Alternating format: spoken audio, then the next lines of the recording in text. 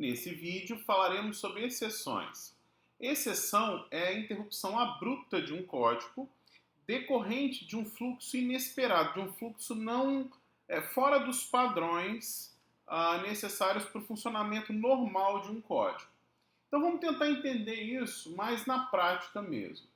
Bem, eu tenho aqui uma classe que eu defini chamada número bicomposto, e um número bicomposto é um número que tem um número par como primeiro parâmetro em sua construção e depois um número ímpar, né?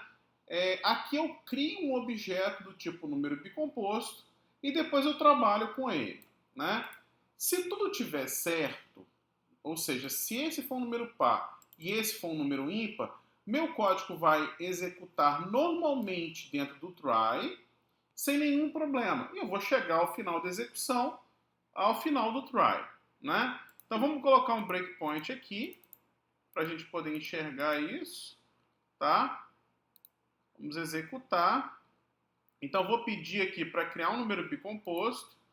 Não houve problema na criação, tá? Avancei, pedi para imprimir, ele imprimiu, o valor par é 12, depois imprimiu o valor ímpar é 15 e terminou a execução do meu programa.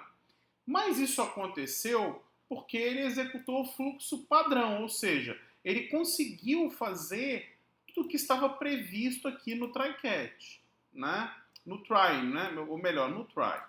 Mas eu poderia, por exemplo, ter informado um número ímpar aqui, ó.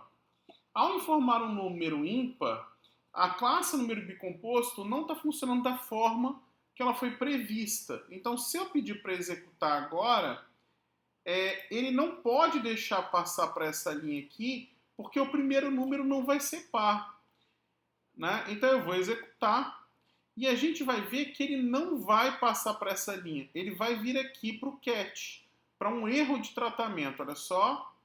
Ele veio aqui para o catch impar exception. Ou seja, ele esperava um número par aqui, ó, o número 13 é ímpar e deveria ser par. Ou seja, um impar exception é disparado quando eu informei um ímpar no lugar que deveria ser um par, tá? Da mesma forma que eu poderia ter o primeiro como um par e o segundo também como par, né? E aí, quando eu executasse esse código, olha só, ele não consegue, ele dispara uma exceção do tipo par exception, né? Aqui dentro da criação do número bicomposto, e aí eu dou a mensagem, o número 14 é par e deveria ser ímpar, porque o segundo valor aqui deve ser ímpar, tá?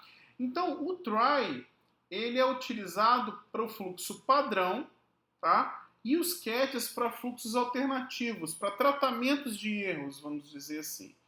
Só que aqui dentro dessa classe número bicomposto é que está sendo feito o disparo do erro, né?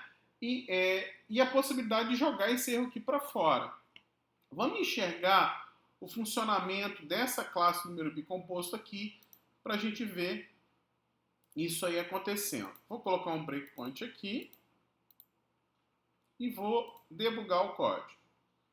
Bem, eu vou entrar agora no construtor de número bicomposto. Quando eu entro nesse construtor, ele espera receber um par e um ímpar. E ele usou um comando throws aqui, ó. Esse comando throws, ele serve para jogar uma exceção para fora. Significa que eu não vou fazer o try-catch aqui dentro do construtor. Eu vou fazer como eu fiz lá no meu main. Bem, entrando aqui nesse código, daqui a pouco eu entrei no... entrando aqui nesse código, nós temos o método setPar. O setPar faz o seguinte, ele vem aqui, ele pergunta, o número dividido por 2 dá resto zero? Bem, nesse caso, ó, ele deu, porque o primeiro número efetivamente é par, né? Então ele não disparou a exceção do tipo impar exception. Só que na hora que eu fui usar o set ímpar, um número ímpar é um número que dividido por 2, ele não vai dar resto zero, né? Então aqui, ó, se eu dividir por 2 e der o resto zero, eu tenho um problema, porque ele não é ímpar, ele é par. e ele dispara um para exception. Esse throw é o comando utilizado para disparar a exceção. Como o método setImpa não vai tratar essa exceção, ele joga para fora essa exceção usando o comando throws. Lá no construtor eu também não vou tratar o para exception e jogo lá para o main. Ao jogar para o main, o try-catch vai tratar esse erro e vai mostrar a mensagem lá. O throw aqui do para exception, quando eu disparar essa exceção, ele vai cair lá no main, olha só. E aí a gente vem para a exceção, ó, que trata o para exception. E aí, nesse erro, eu tenho aqui um método, olha só, que tem uma mensagem. Que ele entrou no println, eu não devia ter passado pelo println. Mas ele mostrou aqui, ó, a nossa mensagem. Essa mensagem, ela veio lá da classe exception, lá do getMessage. Vamos ver aqui, ó, lá no para exception, o que é o para exception, né?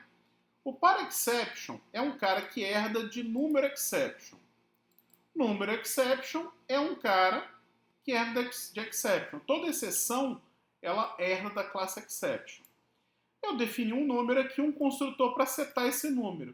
Isso aqui é para guardar a informação do número informado, né? E aí lá no para exception, o que a gente faz? A gente chama o construtor do para exception e esse construtor chama o construtor de número exception para guardar esse número.